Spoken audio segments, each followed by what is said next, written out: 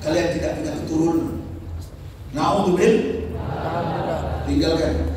Hei, anak-anakku, jadilah orang soleh, jadilah orang muhsin. Muhsin itu apa? Antaqulillah ka'annaka tarahu, fa in lam takun tarahu fa innahu yara. Sembahlah Allah seakan-akan engkau melihat Allah. Fa in lam takun tarahu, seandainya engkau tidak melihat Allah, yakinlah Allah pasti melihatmu. Betul? Hati-hati kalian. Hati-hati kalian anak-anakku. Orang yang berilmu dan bertakwa itu yang pertama, takut akan murka Allah. Yang kedua apa? Wasyukru 'alal jazil wal 'amalu bitanzil. Dia beramal sesuai dengan Al-Qur'an.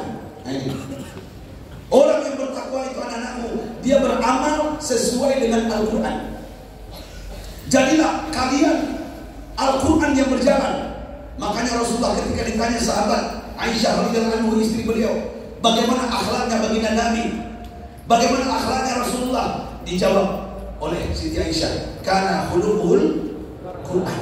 Akhlak beliau, lihatlah apa yang ada di dalam Al-Quran. Artinya apa? Ketika Al-Quran mengatakan wala taqrabuz zina, jangan dekati zina, mendekati aja nggak boleh, apalagi melakukan.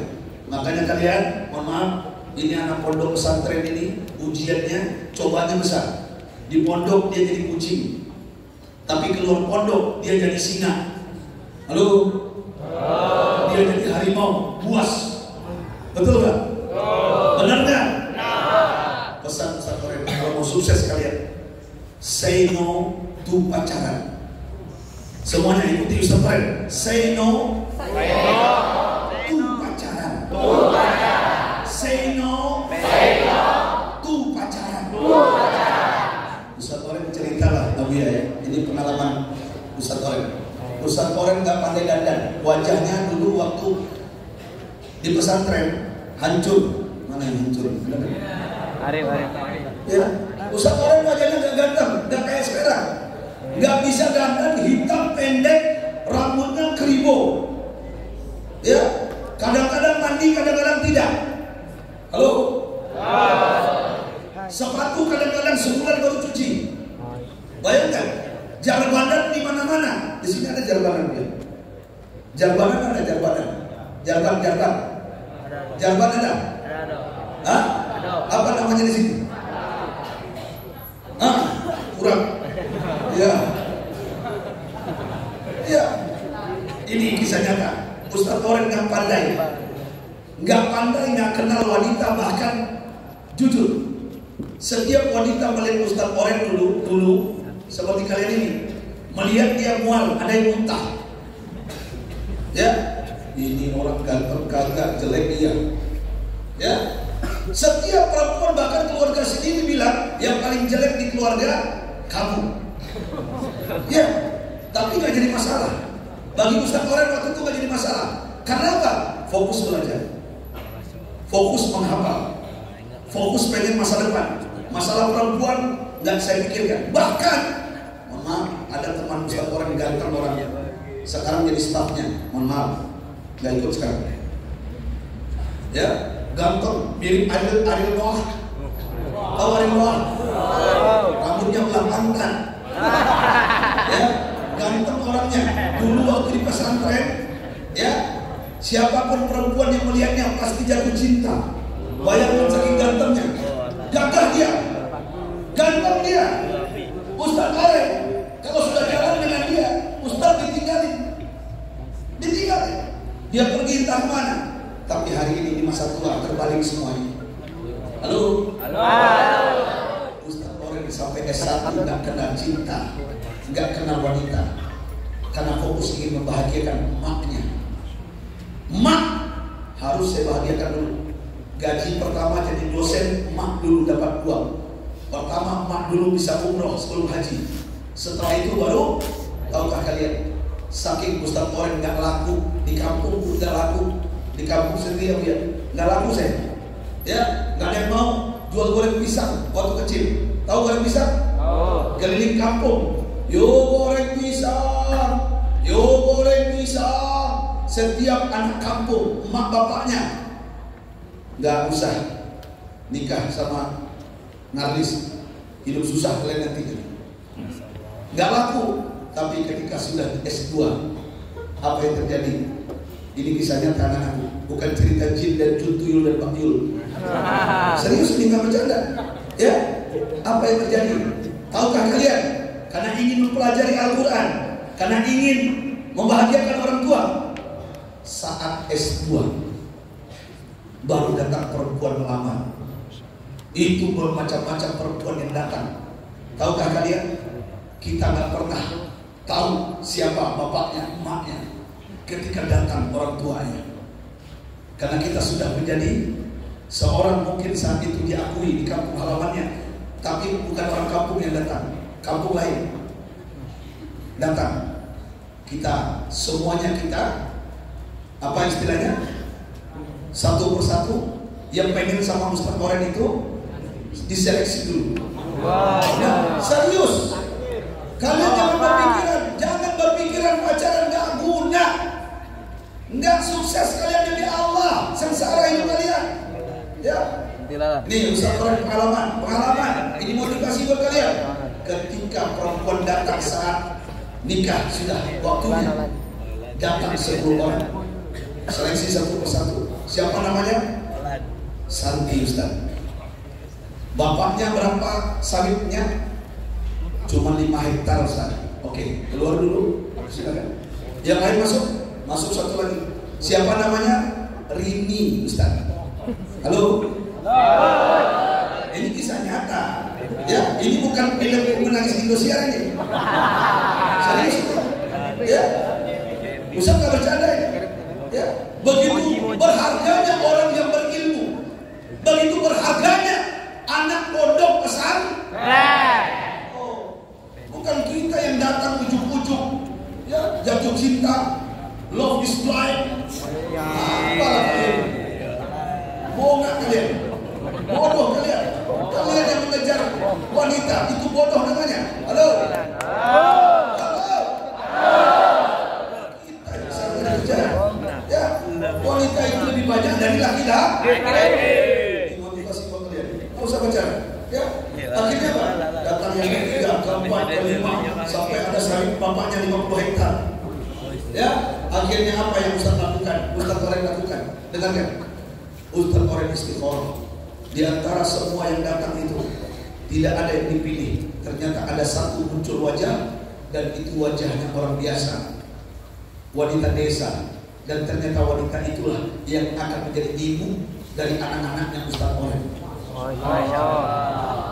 Dan dia adalah seorang otaknya cerdas, pemahaman agamanya bagus, tawadhu, rendah hati. Dia masuk fakultas kedokteran dan tidak pernah menyangka dia tidak perlu hantaran. Ustaz Oren pun pernah datang pramugari pakai baju oren, pramugari Garuda. Halo, halo, hampir menikah nggak jadi. Itu karena ilmu anak-anakku. Kalian pernah lihat pramugari? Pernah kalian pramugari? Naik pesawat apa kalian? Lain? Naik dong. Naik Garuda.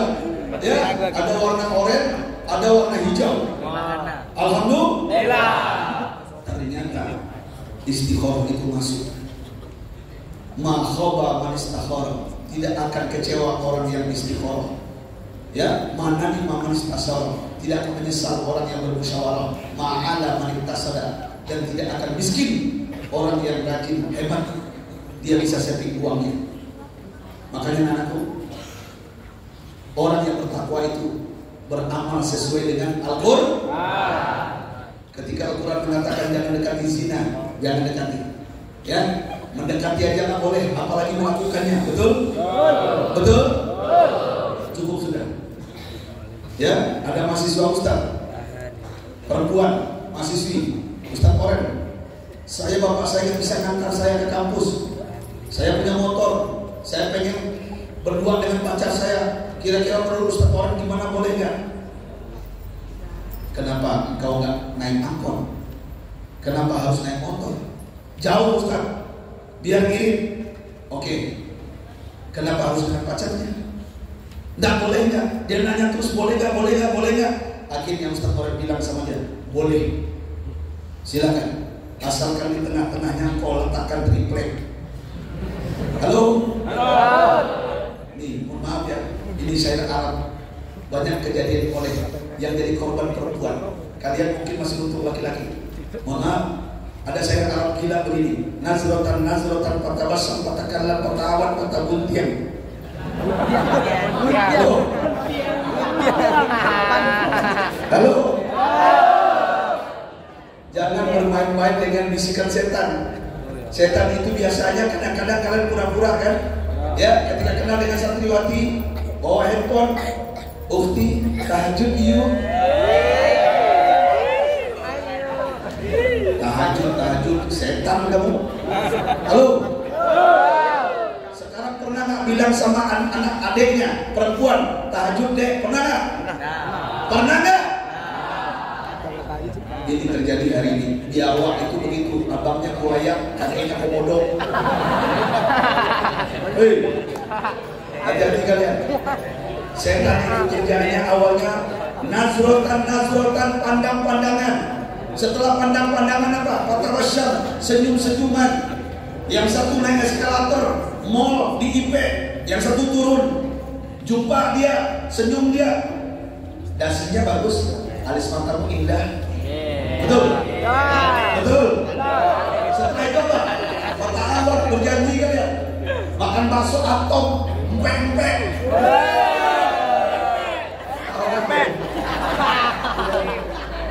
Ya. Sudah makan pempek apa? Patah awal. Patah kalam berbicara. Sudah berbicara? Ya patah basam dulu senyum-senyuman. Akhirnya apa? Nonton. Betul? Setelah nonton berdua, duduk bersama, ujung-ujungnya apa? Patah buntiang.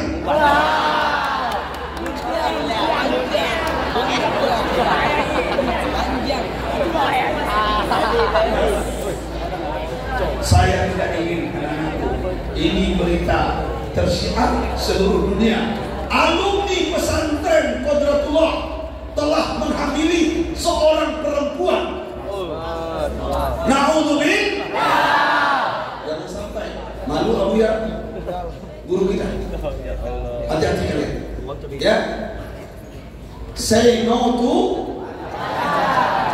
yang punya pacar malam ini putuskan. Setuju? Setuju? Mau suksesnya? Mau suksesnya? Kita lanjutkan. Masalah pacaran ini asik. Ya, sama kayak cerita poligami itu dulu. Nah, lanjut. Lanjut. Anak-anakku, apalagi takwa itu? Takwa adalah selanjutnya kata Ali bin Abi Thalib, wasyukru 'alal jazil. Bersyukur dengan nikmat yang Allah berikan kepada kita. Anak-anakku, beruntung kalian di pondok ini. Ustaz Orem, Tuan Guru, Pak Buya, saya membina anak yatim se-Jabodetabek, anak-anak pemulung. Mereka nggak bisa sekolah seperti kalian. Mereka nggak bisa nyantri seperti kalian. Mereka nggak punya uang orang tua. Ustaz Orem dari tahun 2014 itu suka membagi nasi kotak, namanya senasib, Tuan Guru. Sedekah nasi bungkus Jumat pagi sebelum khutbah Jumat, baik di jam sostek, baik di Bulog, baik di kantor BUMN di Jakarta. Ustaz Orem jam 7 keluar, bawa di mobil 400 kotak, datang ke pemulung, datang ke orang-orang jalanan, bagi nasi kotak, bicara, duduk sambil ada yang meneteskan air mata. Ustaz, anak saya mau sekolah, saya gak ada biaya, bawa anak saya Ustaz. Silakan Ustaz, yang penting dia hafal Quran. Hari demi hari, minggu demi minggu, bulan demi bulan, tahun demi tahun. Apa yang Ustaz Orem lakukan anak-anakku selain dagang di Tanah Abang sekarang, selain jadi dosen? Ustaz Oren mukulin anak-anak pemulung yang putus sekolah. Ustaz Oren nyewa rumah, namanya Rumah Kitab Quran Internasional, dan itu Ustaz Oren jadikan base camp anak-anak mengaji. Guru-gurunya Ustaz Oren ambil, Ustaz Oren mengaji sendiri. Anak-anaknya ngaji gratis. Mereka merindukan seperti kalian. Mereka nggak bisa seperti kalian. Mereka susah sekali. Beruntung kalian anak-anak. Bersyukur kalian punya orang tua. Mereka tidak punya orang tua. Makanya bahagiakan orang tua kalian. Bagaimana membahagiakan orang tua kalian? Dengan cara fokus kalian. Jadilah diri kalian hebat. Kun kitaban walau kana bila unwanin. Ini pesan Ustaz. Jadilah kalian kitab walaupun tanpa judul. Wala takun unwanan bila kitabin. Jangan jadi judul tapi tidak ada kitab. Halo? Banyak orang sekarang ya pengen tampil beda, jadi public figure, tapi nggak ada karyanya, betul nggak? Jadi bencong, alay. Hei, ya ini syair Arab juga ya. Kalau mau terkenal di Indonesia ini gampang. Bul ala zamzam atau Arab, kencingnya air zamzam, maka engkau akan terkenal. Di Indonesia lain lagi, jadilah bencong dan banci, maka engkau akan terkenal. Halo? Halo? Jangan sampai kalian berbuat aneh-aneh. Terkenallah kalian dengan baik dan elok. Setuju? Setuju? Bersyukurlah kalian. Selanjutnya takwa. Waridho bil qalil. Ridho dengan yang sedikit. Anak-anakku, kalau kalian di pondok makan sedikit cuma, mungkin kalian di pondok makan telur bulat, itu telur bulat dipotong dua, Mas. Di sini. Potong dua. Sama, Ustaz Oren dipotong juga. Ya, potong dua telur itu. Sedih. Halo? Sedih. Ayamnya kecil-kecil lagi. Sedih nggak? Sedih. Ayam sekali 2 minggu. Di sini? Beruntung kalian. Makanya ridho. Alhamdulillah. Betapa banyak orang yang tidak makan, kita masih makan. Selanjutnya apa? Wal isti'dad liyaumil wahid. Siap-siaplah untuk hidup setelah kematian kalian. Semua kita akan mati, anak-anakku. Matilah secara elegan, matilah secara hebat. Maka kiai kita menyampaikan dulu apa, kiai di Gontor? Sampai mungkin di sini ya. Apa kata kiai kita berpesan kepada para alumni? Berani hidup, tak takut mati. Takut mati, jangan hidup. Takut hidup, mati saja. Anak-anakku, yang terakhir pesan-pesan. Alaikum bisidqi. Ustaz berpesan. Sekarang krisis kepercayaan. Sekarang santri di pondok, Ustaz keliling Aceh, Ambia sampai Irian Jaya. Pondoknya pesantrennya Fadlan Karamatan. Di Bekasi ada juga dia punya pondok pesantren. Dia Ustaz Sabun yang mengislamkan ribuan orang di Irian Jaya. Ya, disamak oleh dia pakai sabun. Halo? Ustaz Fadlan itu ternyata sekarang Ustaz lihat banyak santri yang pembohong, santri yang berdusta. Perhatikan, Ustaz Oren tidak ingin melihat di Qodratullah santrinya berdusta dan pembohong. Kejujuran itu pahit, anak-anakku, tapi buahnya manis. Mau sukses kalian? Mau hebat kalian? Tanamkan pada diri kalian sebelum menjabat nanti jujur. Rasul mengatakan, alaikum bisidqi.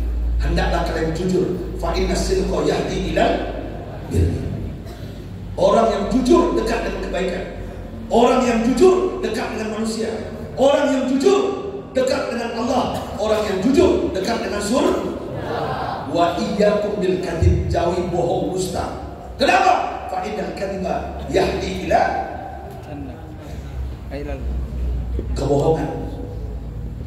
Dusta akan mendekatkan kita pada kehinaan, akan mendekatkan kalian kepada neraka.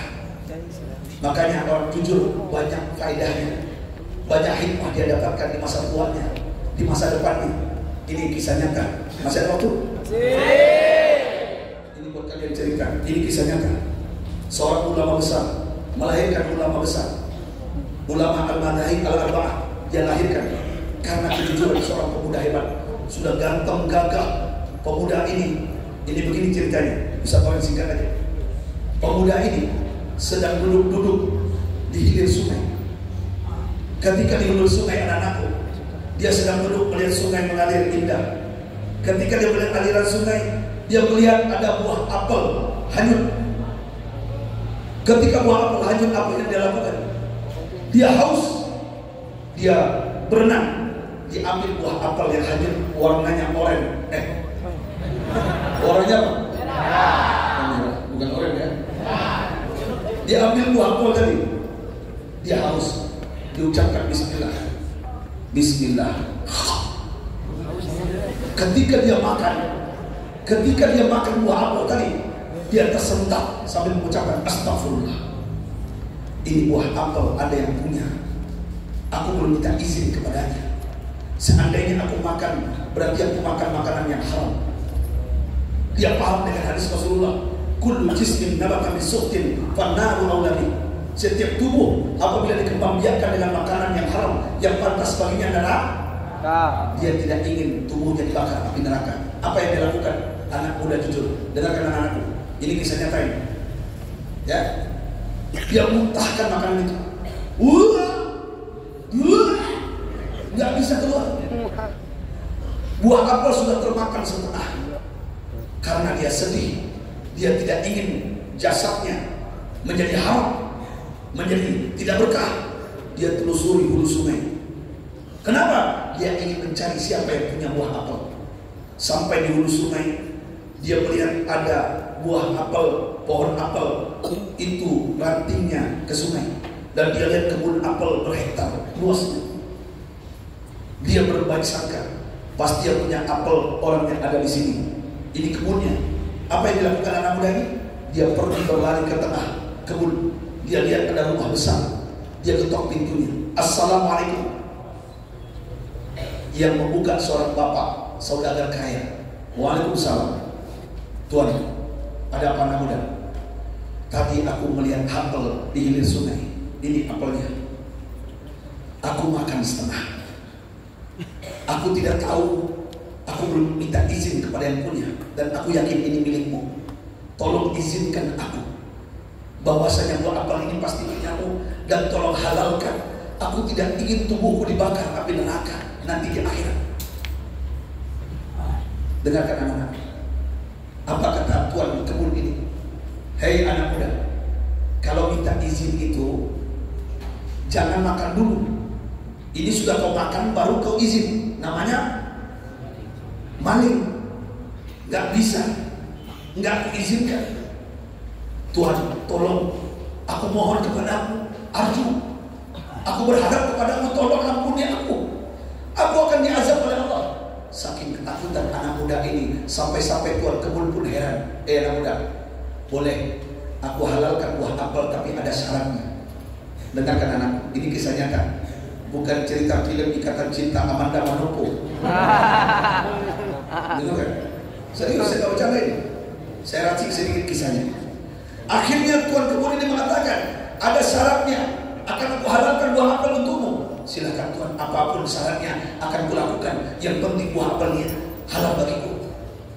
Pertama syaratnya, kau bekerja di kebunku yang luas ini tanpa gaji. Kau bersihkan kebunku ini tanpa gaji. Kau gak kuberi gaji, tapi makan kuberi.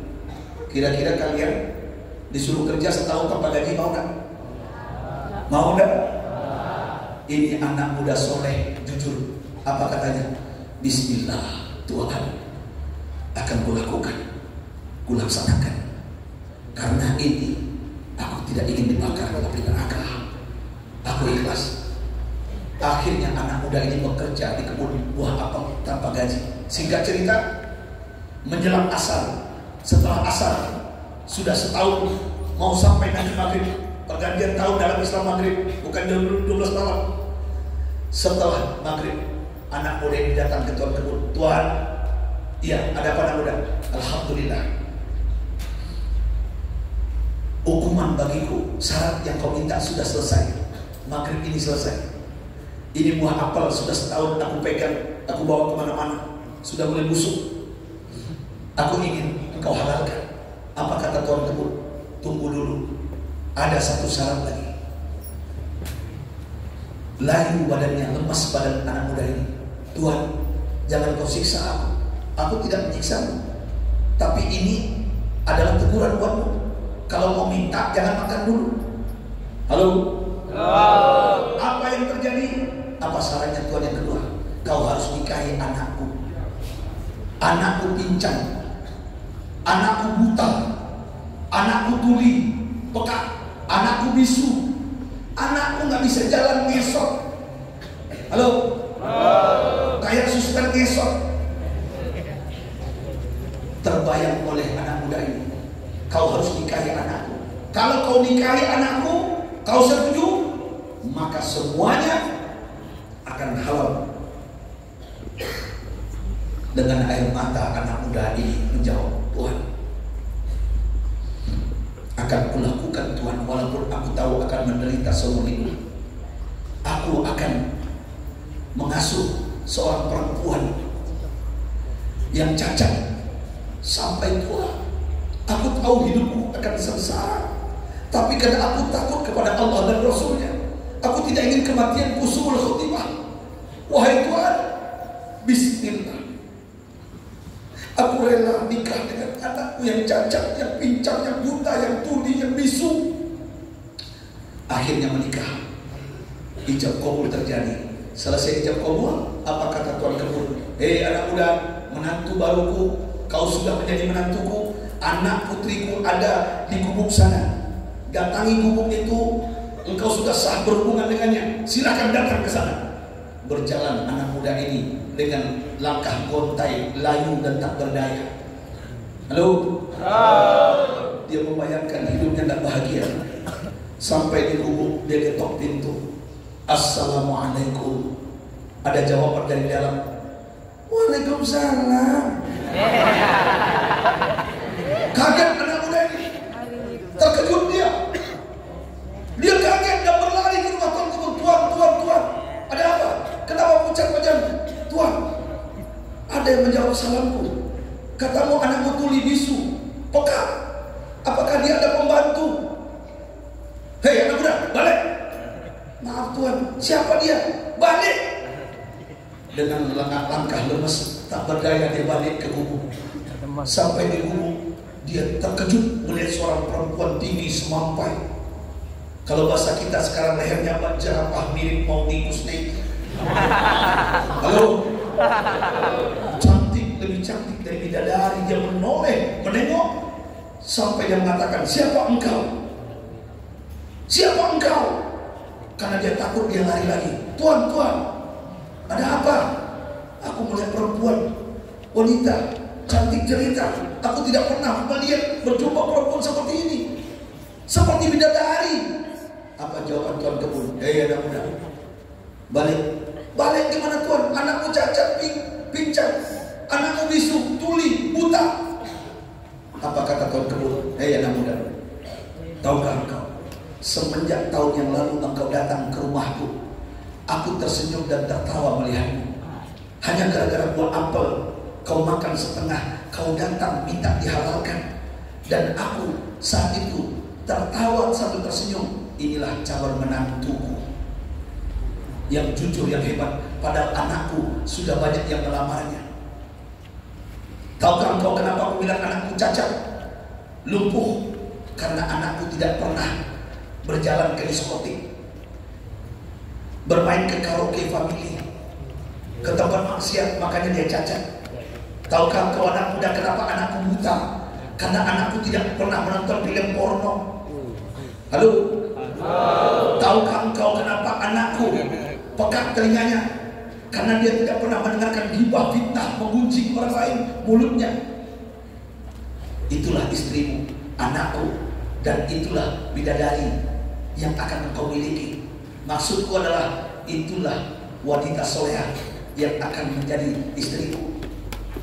Karena kejujuranmu anak muda, aku berikan hadiah kepadamu. Padahal yang sudah melamar anakku pengacara, yang melamar anakku adalah seorang pimpinan pesantren, aku tolak.